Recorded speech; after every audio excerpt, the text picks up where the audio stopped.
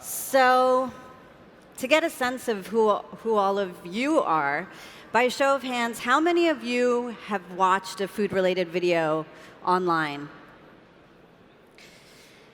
And, yeah, me too. And how many of you have shared one? Good. Now, who are the annoying people that post what they ate for breakfast, lunch, dinner? Show of hands. All right. Thank you for owning up to it. So you've probably seen the videos of these two, then, in your stream. Matt is, in 2015, he was the #1 professional competitor eater in the world.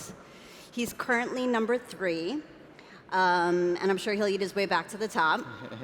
And then we have Eyal, who's CEO of Eula, the largest MCN or multi-channel network outside the US. So Eyal, let's start with you. You have really impressive numbers.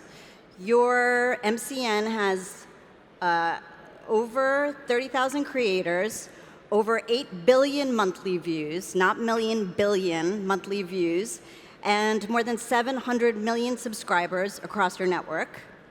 And you are looking really closely at the food video space. Why is that? Why is it an important part of your plan? Well, the food content, especially digital content, is already one of the biggest categories in online video. And it's been that for many years, and I see it just growing. And you think about food, it's just content that is so relatable, because we as humans just eat every day. And we spend so much time thinking about what we're going to eat. So combination of how relatable the content is and the fact that it's very visual is just something that I see keep growing and growing. And as I see, there are so many formats around food because there are different ways to create formats around food. You can show the food. You can show how to eat the food like Matt. You can show how to cook the food. And I have one example that I would love to show the audience on a very unique format that was created by Miss Yi, which is a Chinese lady that cooked different dishes in her office only with the office supply. If we can show the video. So if we could play Eyal's video, please. It's a compilation of some of his best hits.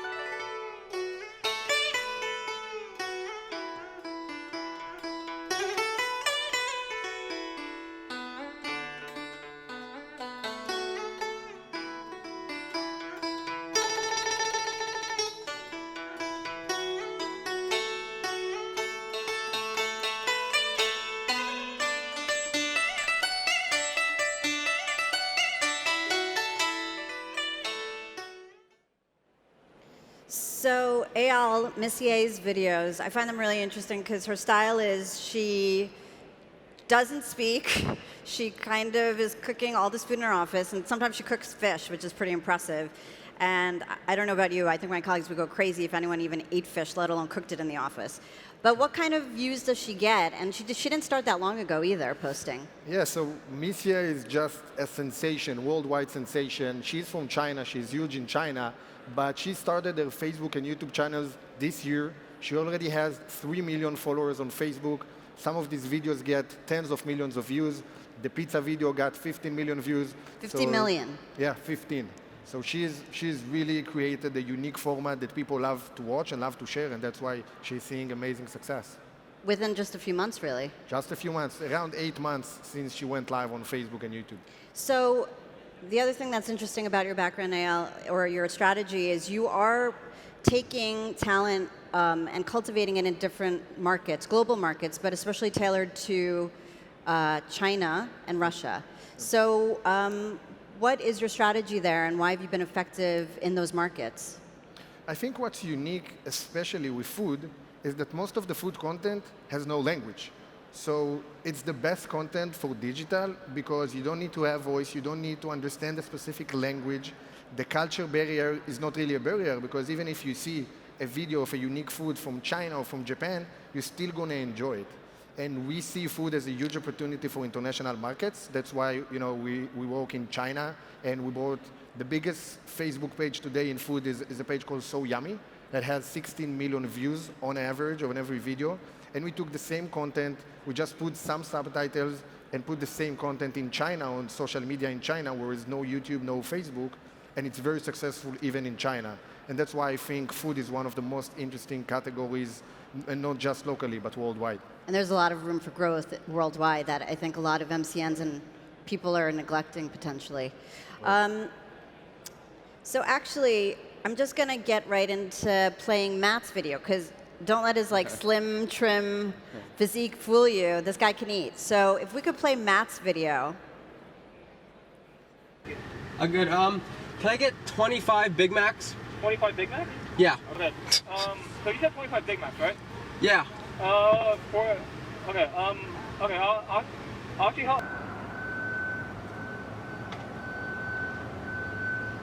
Alright, so apparently, the current world record for Big Macs eaten in an hour-long time frame is 17. 25 Big Mac sandwiches, a little under 11 pounds of McDonald's iconic sandwich, 13,250 calories, $120. 4, 3, 2, 1, go!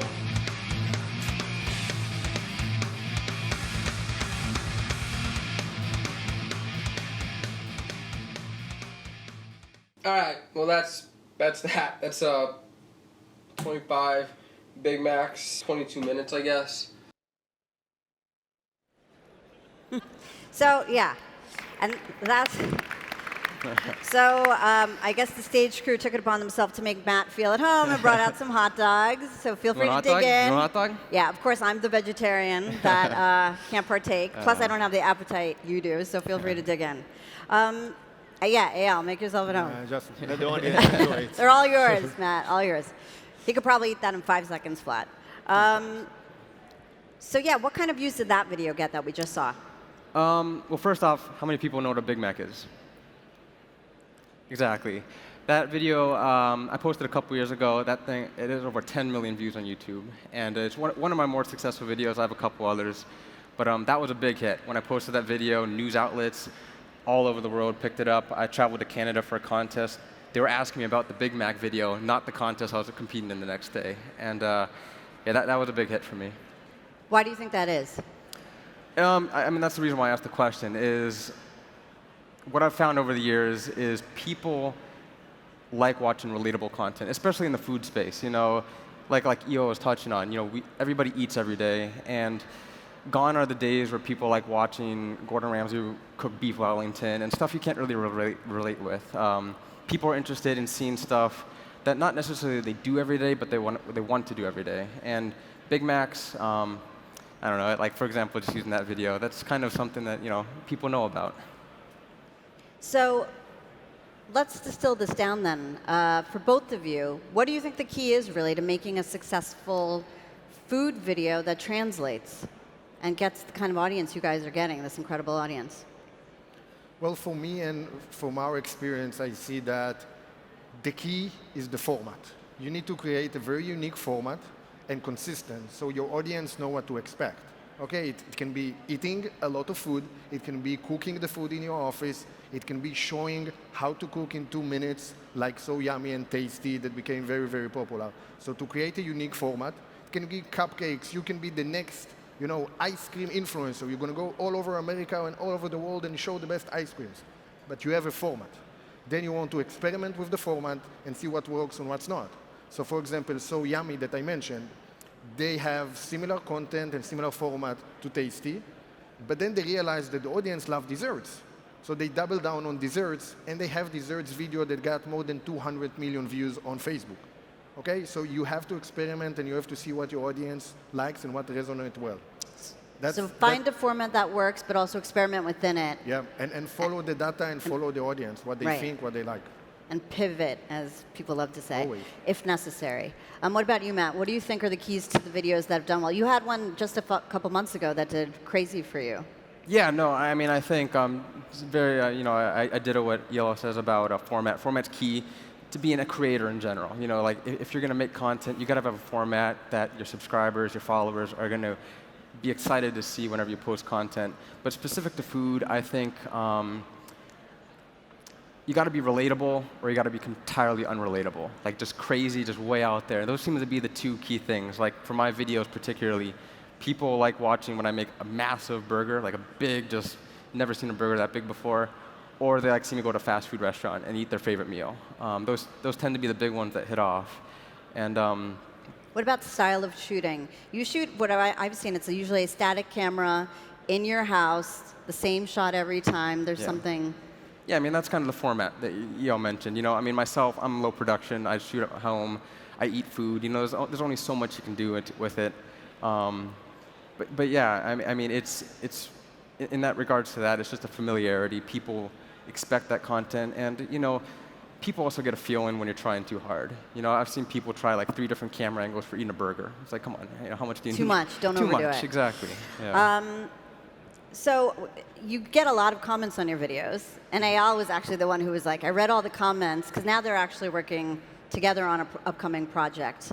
But you know, you read all of Matt's comments on his videos, and what's the one that usually comes up the most? I read, you know, I did my research and I'm, you know, watching Matt's video. And for me, the most interesting part after we watch the video is to read the comments. And you see that the pattern in the comments is, how are you so skinny after eating all this food? How many times you go to the bathroom while you eat all this food?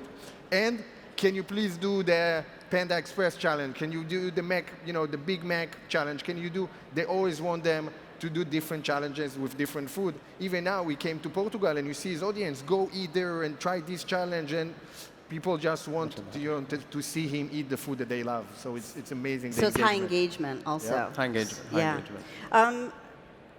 Also, well, let's talk about the monetary part. I think people are always curious about that. How can you make money with this? I mean, you know, YouTube, it's got its AdSense and stuff, and you know, that's been a big player over the years. You know, you start off small, you grow, the snowball grows and everything. But you know, in the past couple of years, I've been working with MCNs like Eula and promotional videos, just incorporating those every once in a while. It adds up. You know, it's about 30 to 40% of my income at this point. And this is your full-time gig. this has become a full-time gig. You know, a couple years ago, it was really a push. You know, a couple years ago, I was just trying to make it work. But the past couple years have been doing decent for me. And what about you, Eyal? Monetization. People always struggle with that, with online video in general. Yep. And then now this is even further niche. So how have you been able to monetize successfully? So generally speaking, advertising is still the main revenue driver. Obviously, YouTube has AdSense that, you know, if you have a lot of views, you're going to probably make a lot of money from YouTube. When they share 55% of the revenues, they keep 45%. That's the main driver, but also branded content now becoming bigger and bigger, and a lot of brands working with influencers like Matt to help them create better content and tell their story. Because at the end of the day, the best way for them to tell their story is create content, and these guys are just the best content creators, and that's a much big, you know, piece of the pie now, branded content. So what do you also think? I think the food space, we kind of talked earlier, there's kind of 2 extremes, right? There's the high-end, like the Anthony Bourdains of the world and the Chef's Table, and then there's kind of what Matt's doing, a lot of what So Yummy is doing. How would you describe the space? Is there space for food content in the middle space, or is it really 2 extremes with foodies versus people who like fast food? Yeah, I think that, you know, there is audience for everything, and you see that the more traditional TV go with the high-value production of Anthony Bourdain traveling the world and showing the most amazing restaurants and telling the stories, which is amazing and gets a lot of views. But, you know, if you compare it to much bigger audience that there is on YouTube and Facebook, you see what Matt is doing. He's getting more views than most TV shows in America, which is unbelievable.